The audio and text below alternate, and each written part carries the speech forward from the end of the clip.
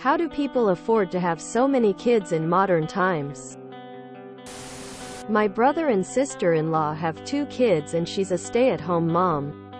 My brother definitely makes very solid money. However, they also don't actively pay for daycare. So that's huge. They don't take big vacations a lot. And they do a lot of cooking at home. Sister-in-law shops with coupons and they buy stuff like toys and clothes for the kids second-hand, since oftentimes little kids grow so fast that clothing is barely worn before it's too small. All that stuff adds up to money saved. So it's definitely possible, but it takes effort and sacrifice. We have 3 kids. Honestly, the costs weren't terrible at the beginning, except for diapers. We'd gotten a lot of hand-me-down baby furniture, clothes and toys. I saved any kids' clothes and toys that weren't wrecked or stained, and passed them down through each kid. I stayed home so we wouldn't have to pay for daycare, which was actually out of our budget. We didn't go on vacations, go out to eat or buy new cars. Also, little kids don't eat a lot. For dinner I'd only need an adult-size portion to feed the 3 of them. Leftovers went a long way. But now 2 are teenagers and the other is a preteen. And they're like locusts. They eat everything.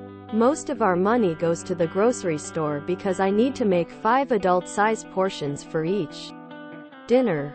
I have to police the fridge because they'll eat the ingredients for the next meal and any leftovers. The other main cost is shoes and other clothing. Generally they'll have 2 growth spurts a year. When the kids were little, the grandparents would always ask what to buy them and I'd say, clothes and shoes. They each do 1 extracurricular activity, so there is tuition and fees there. School supplies are fairly expensive, especially in elementary school when you have to buy $25 worth of glue sticks. We really could only afford our kids because we budgeted wisely and lived frugally. We still drive the same 2 cars. We occasionally go on vacation now, but we still avoid eating out and try to spend our money wisely. My sister is about to have her 5th. She can't afford it. Usually, it's because they don't live the no-kids lifestyle anymore. Their lifestyle includes their kids and it doesn't cost nearly as much per person. Going out to do fun stuff is expensive. Kids can cost quite a bit. But with stuff like food there are economies of scale. And with clothing, hand-me-downs save a lot of money. With plenty of kids to keep each other company, you don't need to send them to as many clubs or sports or whatever. So that saves money. There's often family in town to help too. Grandma and grandpa, etc. A lot of times, they don't. The Duggars were barely feeding their family before they got the show on TLC and became famous. I have 4 kids, 9, 11, and 13. One of them is an adult, 23, living at home. We live in a low cost of living area and bought our home outright as a foreclosure for $21,000. We've put $60,000 into it over the 11 years we've lived here. It still needs a new kitchen. My husband has a good job as a butcher. And I was able to be a som until a couple of years ago. I coupon, cook homemade meals instead of eating out. Until COVID and the rising cost of groceries and inflation. Our kids were in dance class, karate, and other extras. Now he works 5,060 hours a week and I went back to work. 3 of my kids are autistic, so I need a flexible schedule.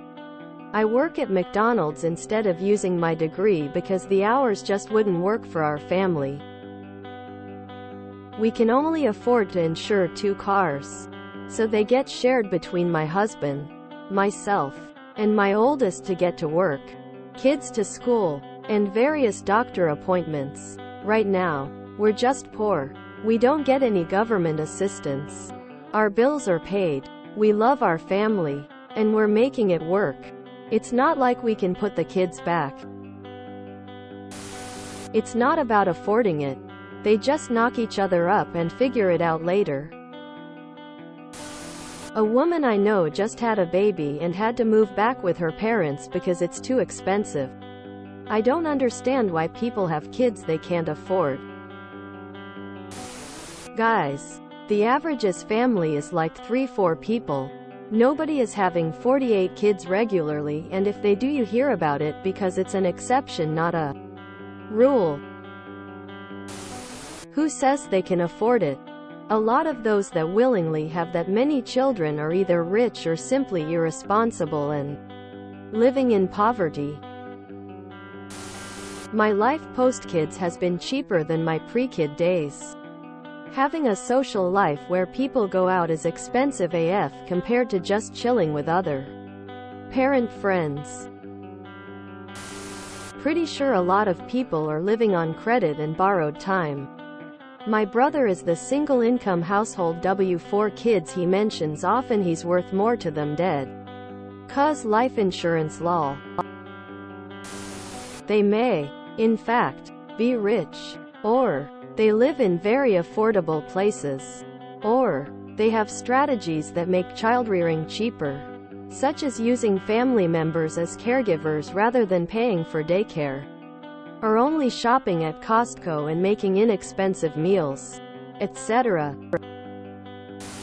The real price is often the permanent loss of earning potential for the woman who stays at home, because of how expensive professional childcare is.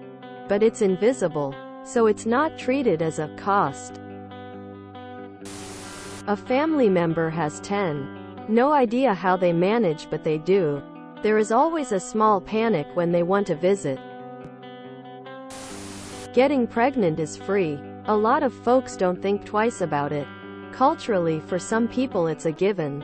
From there, it depends on your definition of afford. We have 4. We were so broke at the beginning. If I did the whole wait until we can afford it, we never would have had kids. Having the kids, honestly, some were not planned but failed contraception, forced me to fight really hard to find alternative income. We started a business. It was extremely successful. We, on paper, earn a lot, but now we are paying a massive mortgage. We probably sit in the old middle class. I can't afford a cleaner, because once a week we go out for dinner. Kids don't eat much the ages they are, couldn't do it when they're teenagers.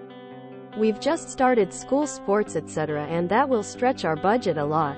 I just keep trying to build my business so we aren't strapped, but things get tight in certain seasons.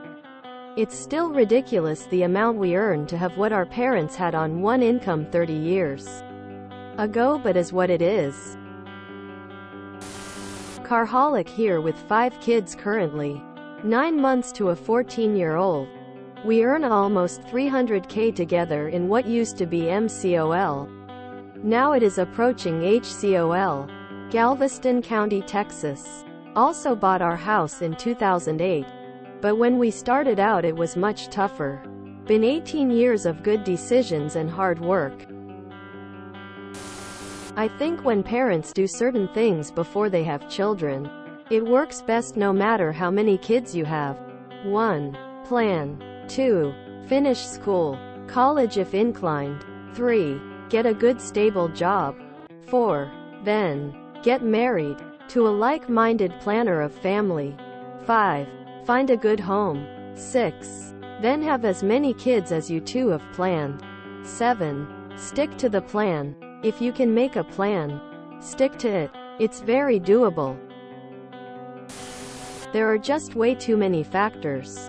I can easily have 45 kids where I live currently, but 12 somewhere else. Location being just one factor.